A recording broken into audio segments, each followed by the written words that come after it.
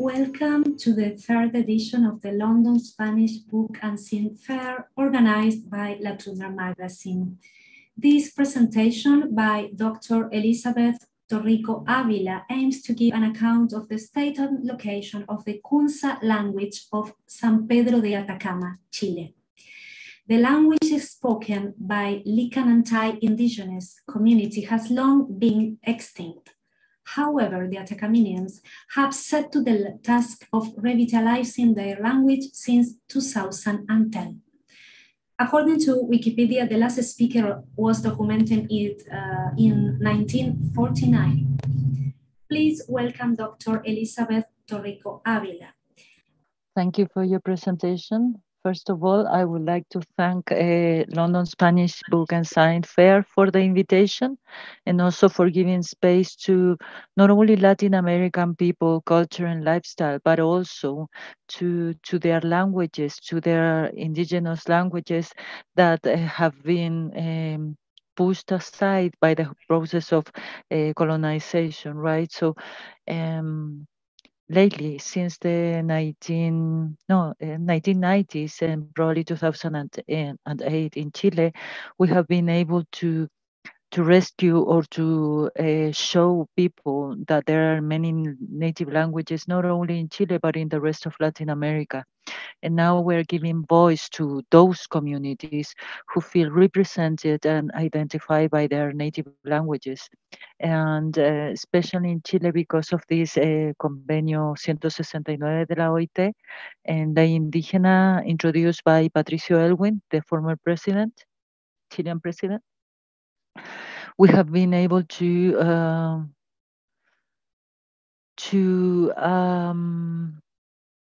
finally put the value to the native communities, to their languages, to their worldviews. And CONADI, which is the institution that is in charge of protecting and promoting the rights of these communities, have been doing a job of finding one way or another to give an example, to put in the limelight what these communities are all about. They have been publishing their works, they have been doing workshops, seminars, training courses. They have been, now they are represented in the current constitution assembly. They are the ones that are going to rewrite the constitution in Chile. Probably you know about the social events that happened in Chile in October 2019, in which the community started demonstrations and complaints regarding the 30 or 40 years of the neoliberal events in the country, or the impact of the neoliberal model and ideology in the country, which in turn had made the country being divided by class, like a huge social gap that has been reported by the OCDE. And the community didn't want to take it anymore, the society. And so from October 2019 onwards, there had been a lot of demonstration that led to the rewriting the constitution that was first introduced by the former president and General Pinochet in Chile, right? And so now they are writing this constitution, and this constitution, the people that are in charge of doing that, and they are also represented by some members of the different indigenous communities. And so they are also trying to make sure that the languages of these communities, such as Quechua, Aymara, Mapuzungun, Rapanui, Yagan, Kagan, Ckunza, are also part in that constitution, not in the sense of being written in all those languages, but to make sure that the right to learn, to promote, and to speak their languages is secured by the new Carta Magna. So this is what I want to talk about, the revitalization of the Ckunza language carried out by the Atacamenean people. Okay, this is the language spoken by the Lickan Antai or Atacameneans in the north of Chile. But I will show you that it's not only in the north of Chile. These constructs of borders and names of countries, you know, is a modern concept. Previously, we didn't have this division, and so the north of Chile and the south of Bolivia and the north of Argentina were populated by people that spoke the same language. That was the language of interaction, of changing good, of exchanging, I don't know, goods and information and interacting, right? So the Lickan Antais or Atacameneans in Chile were located in the south of, in the zone of San Pedro de Atacama, Toconao, Socaire, Peine, and all those big uh, areas near the mountain range and San Pedro de Atacama, right? And also they call it Atacama la Grande, which includes the city of Calama. But it was also spoken by a community in the south of Bolivia, which is Quetena and Lipes, whereas in the north of Argentina, they were spoken, or it was spoken by the community that lived in Olaroz and Susques. What we know right now is that there are no living speakers of Ckunza language in Olaroz and Susques, or the north of Argentina. There are no samples of the language, and they haven't also carried out any toponymic work there. So at some point, they asked the Chilean side of the Atacameneans or Lickan Antais to help them try to revitalize or rescue any samples of the language, right?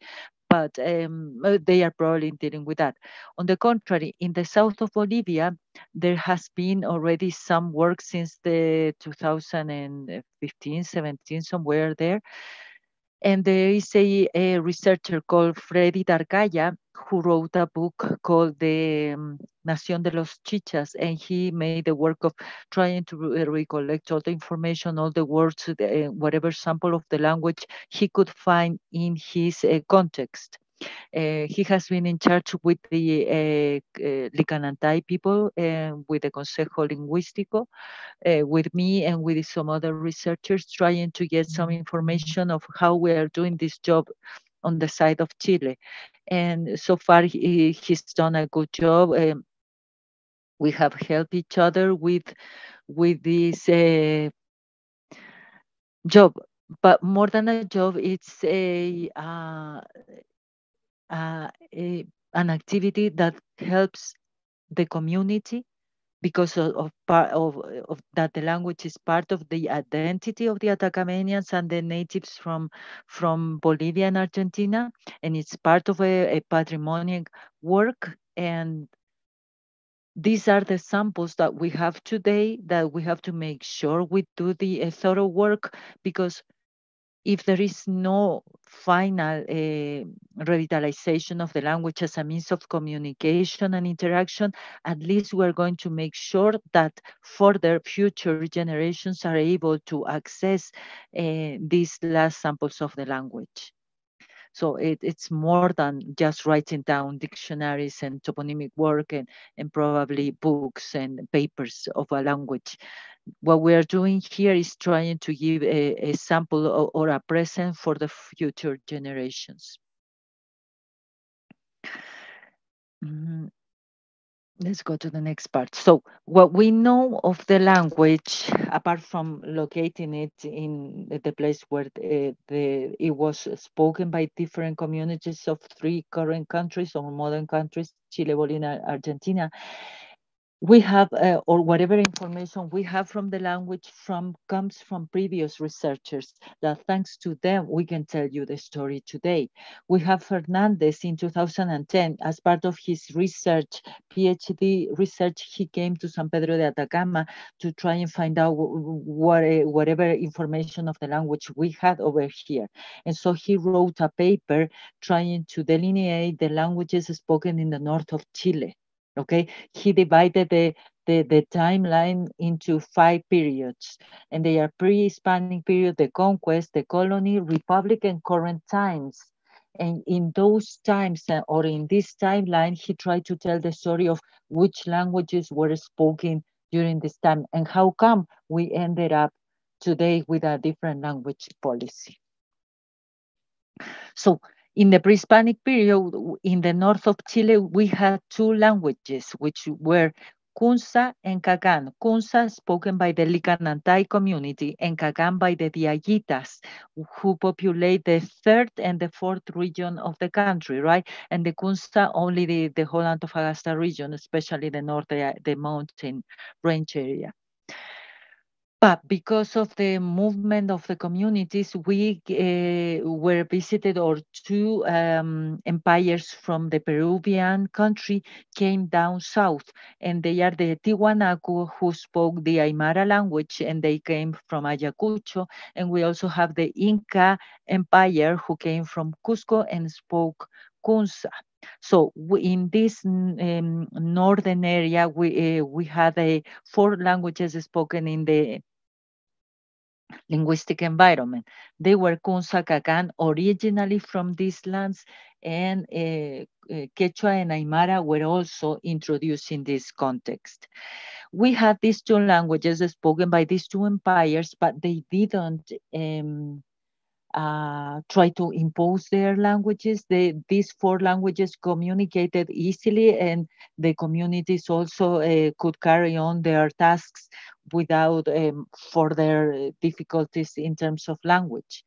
Things changed when the Spanish colonizers arrived in these lands. They wanted to communicate with the people in this area, northern part of Chile, but they couldn't because they didn't understand Ckunza or Ckan. However, they have been already settled down in Peru, and they were already familiar with Quechua and Aymara. So they decided to employ these two languages as a means of communication, as a sort of lingua franca. What happens here is that the Spanish wanted to dominate and evangelize with the use of Spanish. Of course, it was impossible. Therefore, they had to switch to to Quechua and Aymara to do the task. They did quite well until the end of the colony, in which Carlos III, who was the king of Spain at that time, he was quite upset with these too many languages spoken in his colonies, and he said that no other native languages, whatever it was going to be spoken in his colonies. Only Spanish was supposed to be spoken in these lands, and whoever native person spoke any native language, indigenous languages, they had to be punished.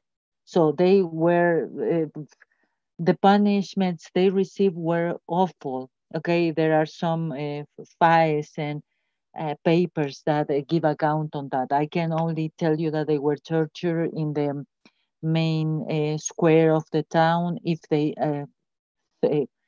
have the courage to speak those native languages. This is one of the reasons why the native languages were not passed on from parents to children, or from grandparents to the grandchildren, which is the normal process of learning languages or transferring languages within communities, right? They didn't do that because they didn't want their children to be punished because they spoke or understood this language. What is also important to highlight at this point is that the Spanish before the Republic period was already successfully implemented in the whole country, especially in the coastline. You know, Chile is a very long country whose natural border is by the Pacific Ocean, right? So on that side of the country, the Spanish settlements were successful.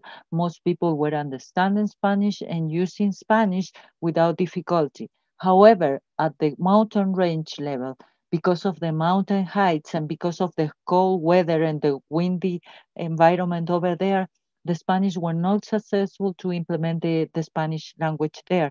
And therefore, the indigenous were also hiding somewhere there in the mountains, in the Pucarás. They wanted to survive this colonization, right? And also those were the spaces where they could actually use the language without being punished. That's why today we already speak, or we already have in the linguistic environment both languages, Quechua and Aymara, because they were able to survive the Spanish colonization. By the moment of the Republic, the Ckunza and Ckunza language were already displaced, where they were pushed aside by these other three languages that are right in the scenario. And by being pushed, I mean language shift. Spanish was already spread all over the Chilean territory, and there were many Quechua and Aymara speakers hiding up the mountains. So, and remember that Quechua and Aymara were used as lingua francas during the colony period in these northern lands.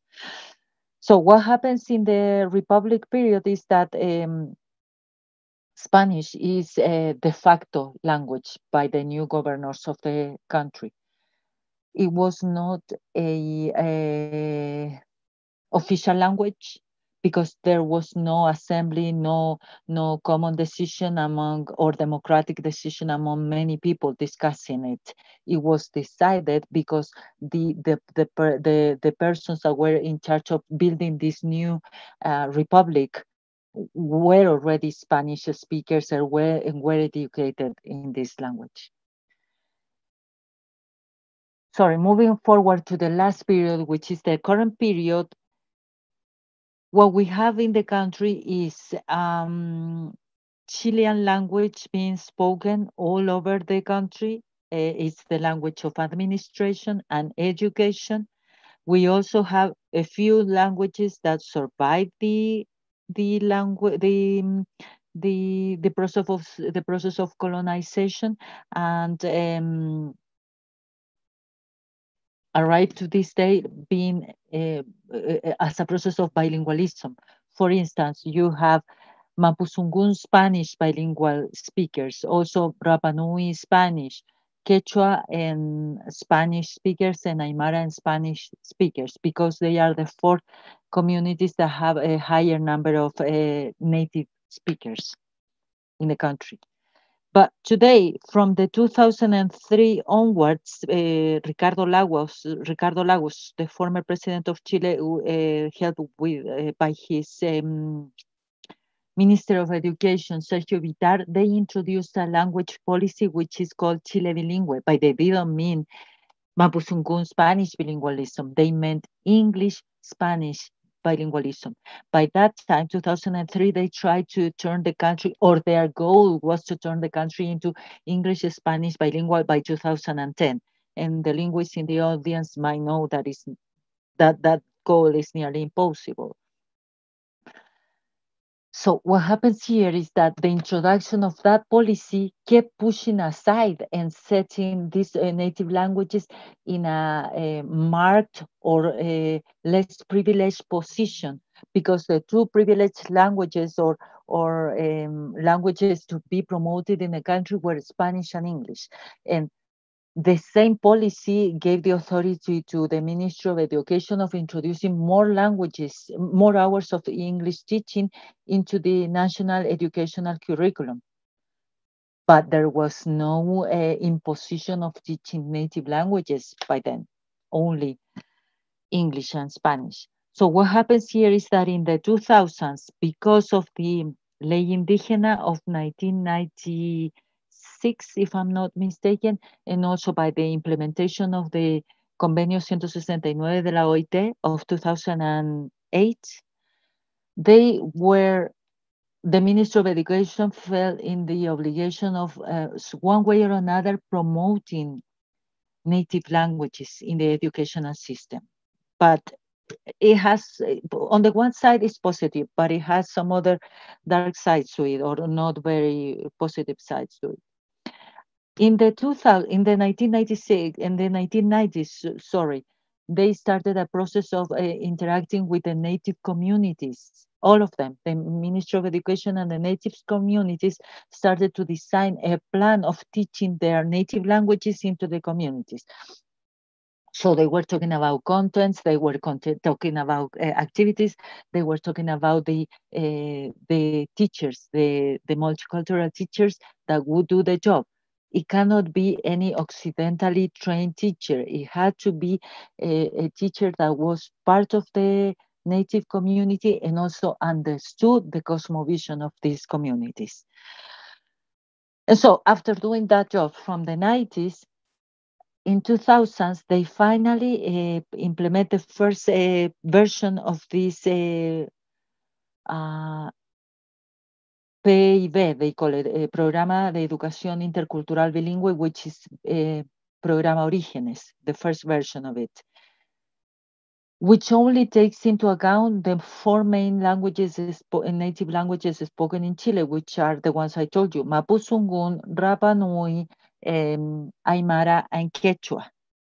Because they had a higher number of native speakers, they were already settled down in the different sites of the different territories of the country. And so at the moment of enrolling into schools, they could, because they had to meet requirements to teach the language, these languages, they had to be at least 20% of enrollment of the native community. That was one requirement. And the second requirement was to actually have a teacher who could teach this language and culture module or subject. Again, I told you there was a positive and a negative side to it. It's positive that the government and Ministry of Education want to teach the native languages in the country. However, the negative side of it is they were not always able, or these school institutions were not always able to have the 10% or 20% enrollment of native communities, right? And second, they probably didn't have the properly trained teacher to teach the subject. And the third side of it is the complaints from the other native communities, seeing that their languages were not promoted by the Ministry of Education. Ckunza, Ckan, Yagan, Kaweskar, those languages were not included. And so their communities started to complain with obvious reasons, right? So I'm going to finish telling you the story before moving on to the next part of the presentation. Because of these complaints of all these native communities that they wanted to teach their language in their communities to their children by the system or supported by the educational system in Chile, the government started to give some recommendations. Probably they said you need to collect the data in terms of which are the significant expressions and languages and vocabulary that they have employed, that you have employed in the ceremonies, in the events of the community when the whole community gathers. And so if you give me those samples and you publish them and you create activities, probably we will start thinking about introducing those languages to the national curriculum, educational curriculum. And so this is what the Atacameneans did. They didn't manage to get their Ckunza language taught by the government in part of the educational system, but what they did was to take control of how and who would teach the Ckunza language. And for that, they made a lot of things I'm going to explain from now on. And they started to do that in 2010. So in order to do that, they had to collect all the information they had from the Ckunza language, and they went to these books. They went to the Emilio Weiss first dictionary of the language that has 39 pages and contains the samples that he could collect by 1896. And San Roman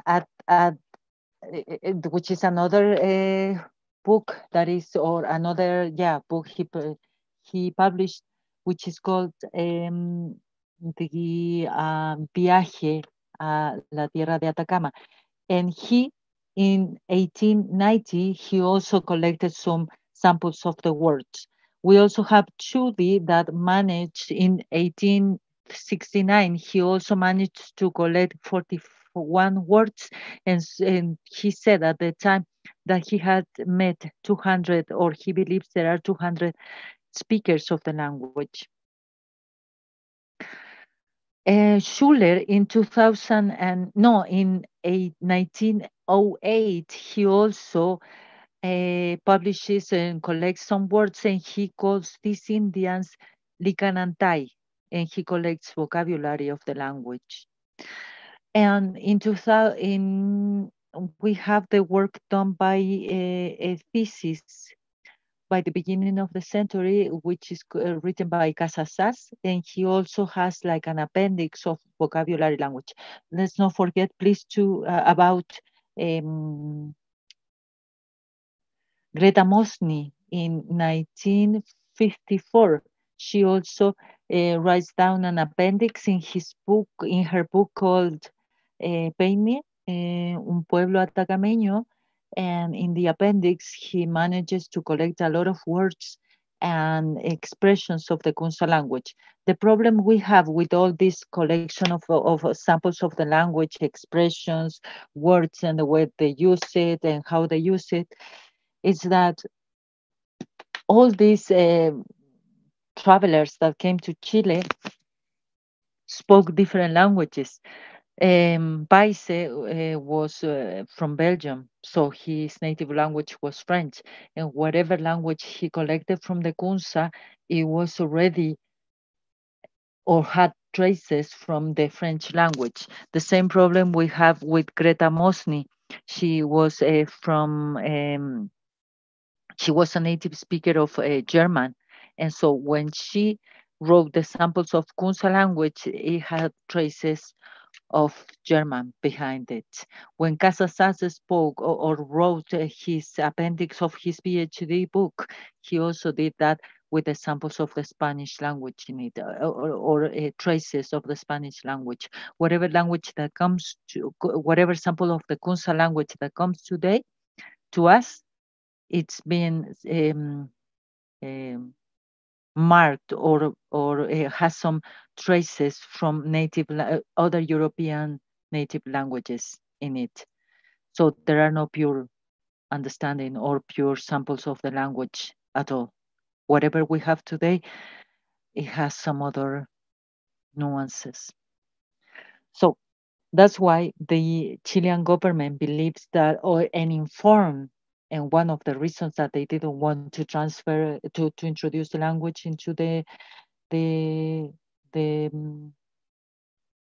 national curriculum of education was because of, according to them, and it's a fact, that the language is extinct.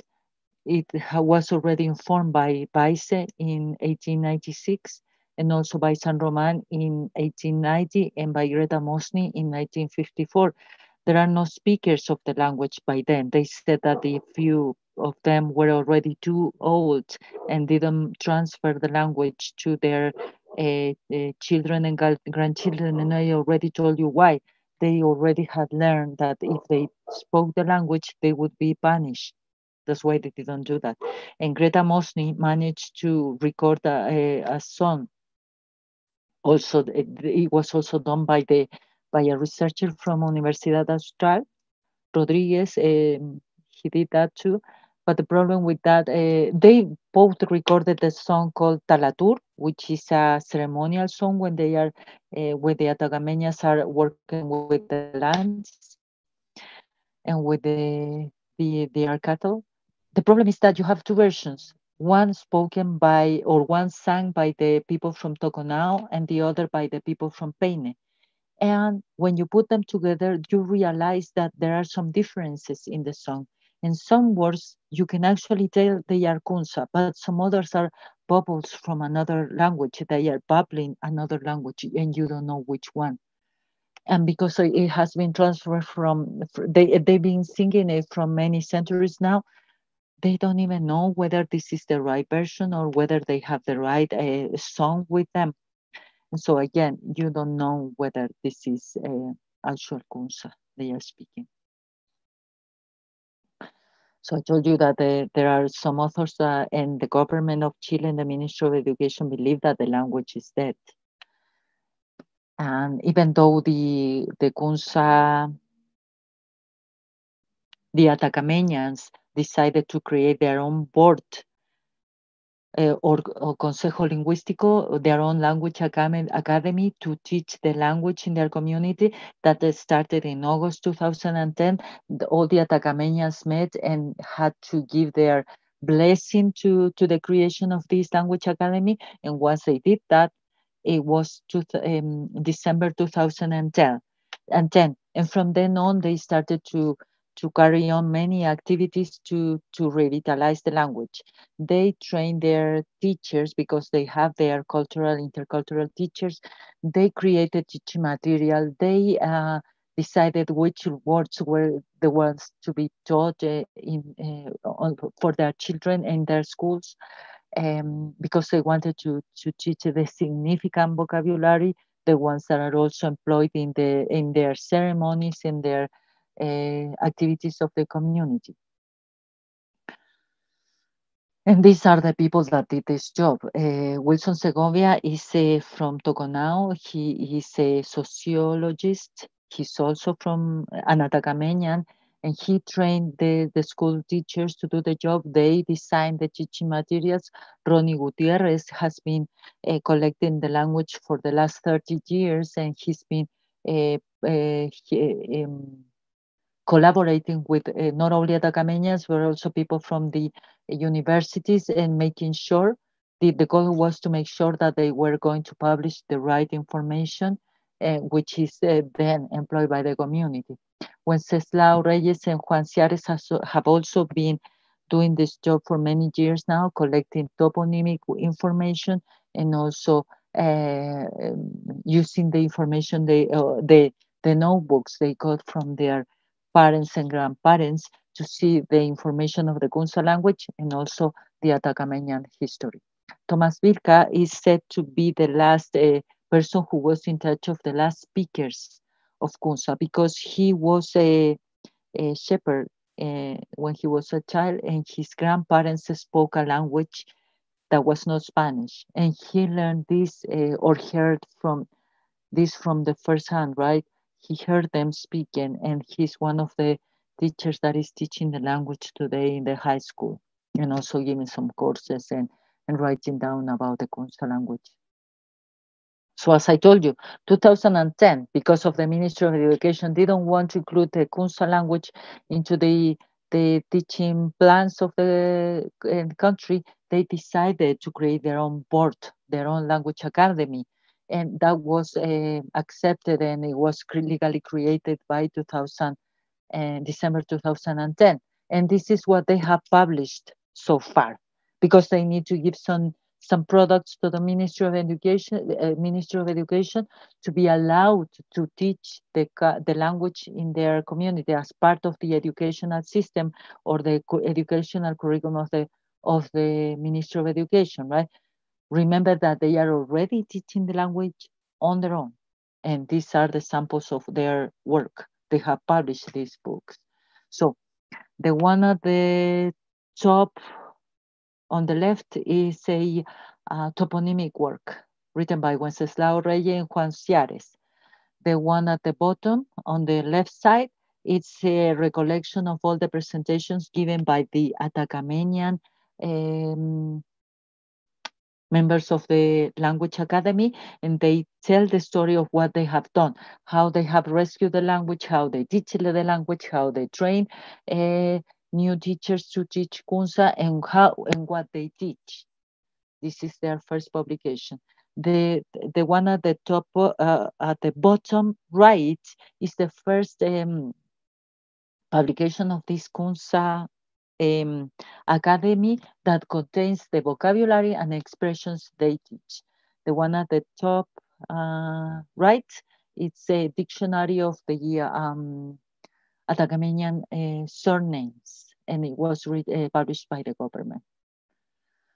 So here we have a place where these these three countries meet, the Atacameneans and the Chichas and the Lickan Antais from the down south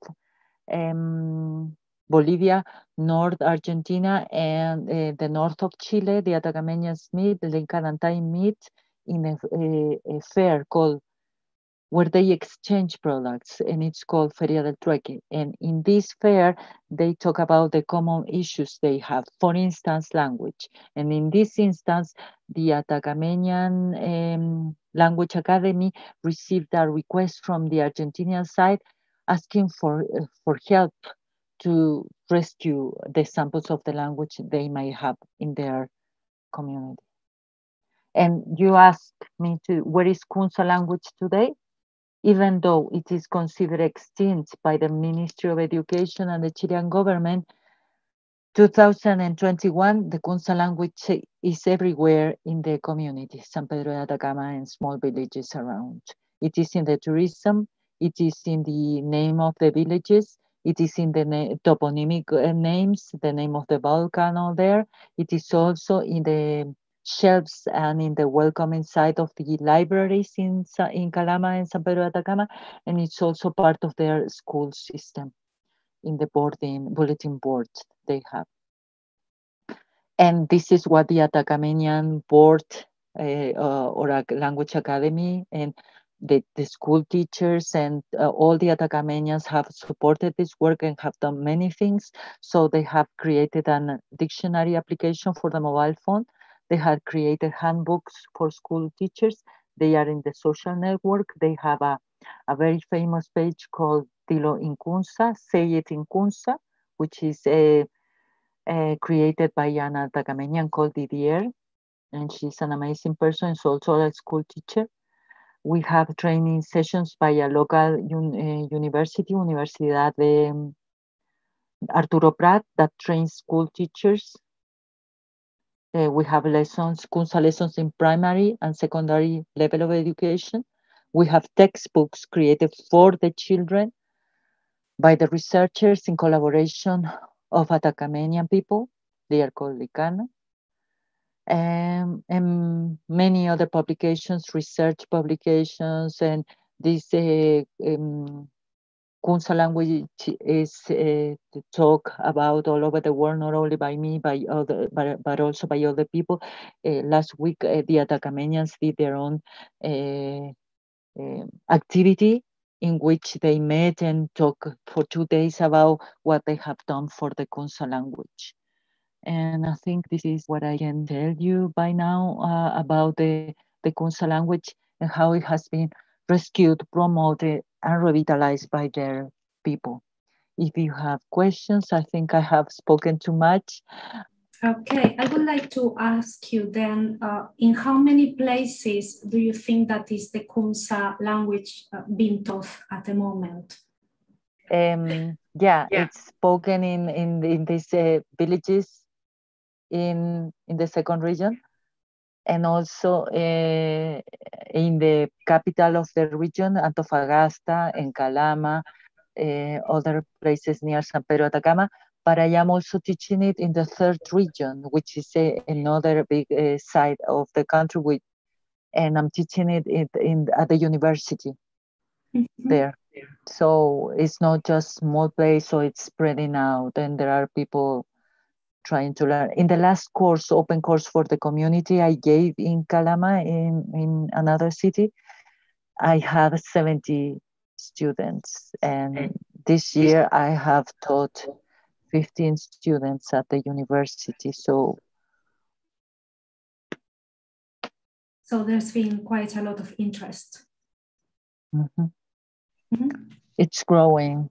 It's growing, yes, it's growing. Yes, so and it keeps growing. The Atacameneans are focused. And it's not only on the academic sector, so people from all the sectors are interested in learning the language. Exactly. And not only Atacameneans, but also people that come from different or other native communities. I was reading on the internet, because this is not my expertise. So that the Ckunza language has a scarcity of verb tenses and is supported by corporal expression, especially with the hands, with the use of the hands. Is that right? Is like it is? There are research being carried out on the field, but these are hypotheses yet, because as I told you, the language has been extinct since 1954. That was the last information, right? And the samples we have are very old. People that are revitalizing it now are using kinesthetic work, probably with the school children, to revitalize the language. But they are hypotheses yet. It's not, it's nearly, there are, you can see it from different perspectives. Where do the language or the sound of the language come from? They come from nature. That is an hypothesis. It comes from the wind in the mountains, from the water that hits the rocks, or when you cut the wood with an axe, right? But how you use the language with the body, it is, we don't have native speakers with you and me today to know if that is right or not. I understand, yes. Would you like to say something in Ckunza so we can listen the sound of the language, even if we are not going just to the way they say hello and greet. So they say alabalti, sensak pichaucota, sensak licaucota, acá ya Elizabeth Torrico-Ávila, acá ya Lickan Antai. So I have said hello to you, to male and female in general, a plural, and I have introduced myself. Yo soy Elizabeth Torrico-Ávila, yo soy Lickan Antai. It has a very nice sound, and it's so poetic. It sounds poetic. I think that there is a question. Let's see. How do you think that traditional educators can motivate to young Lickan Antai secondary students feel engaged to revitalize Ckunza language? Or maybe about another experience, how young students... That is a very important issue. In the case of the Lickan Antai, teenagers in the whole world are rebellious, right? And probably they want to be different, and probably that may be one of the reasons why we feel that teachers feel the need to motivate kids to learn at that age. But in the case of San Pedro de Atacama, it's a very special case because the Atacameneans, the young Atacameneans, feel proud of being Atacameneans, and so some of these young learners are also aware that they are the leaders of the future generations.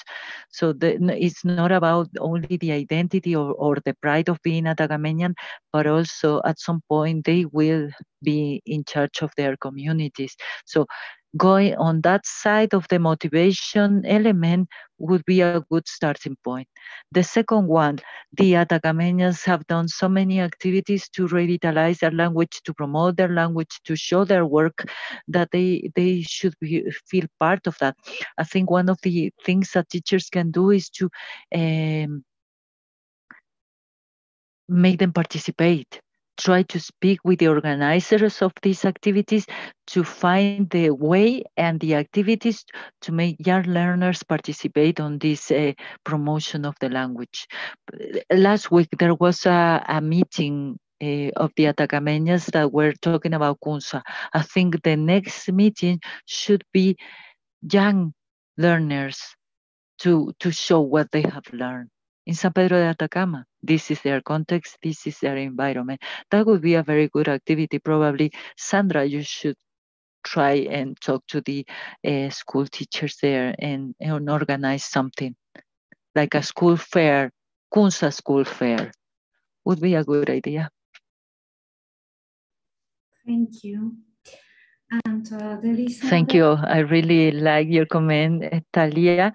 I am really having a hard time speaking English because I left UK in 2017. So words do not come easy to me, and also the pronunciation. You see, Spanish only has 5 vowels, and I need to try and make the effort to pronounce the 11 vowels in English, right? So not only vocabulary, but also the articulatory organs.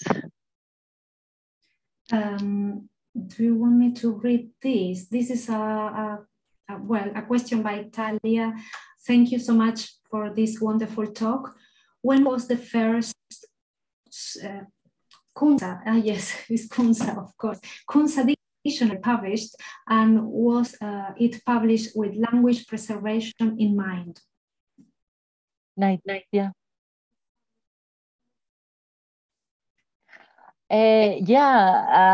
This is interesting because the first dictionary, if you want to call it like that, was published, or no, was written by Emilio Baize, Hoyos, y Echeverría, 1896, and there was a note by the editor, Oroz, who was a linguist, and this editor said, "Please," and I quote literally, "please publish this collection because these are the last sample of a language that otherwise will not leave any trace at all." Right? So the editor, Oroz, was aware that it was important for language revitalization, right? But the ones that wrote this collection, Baize et al., they just wanted to leave the sample. They were not aware what would happen with it at the end. But yeah, there was some signs of it.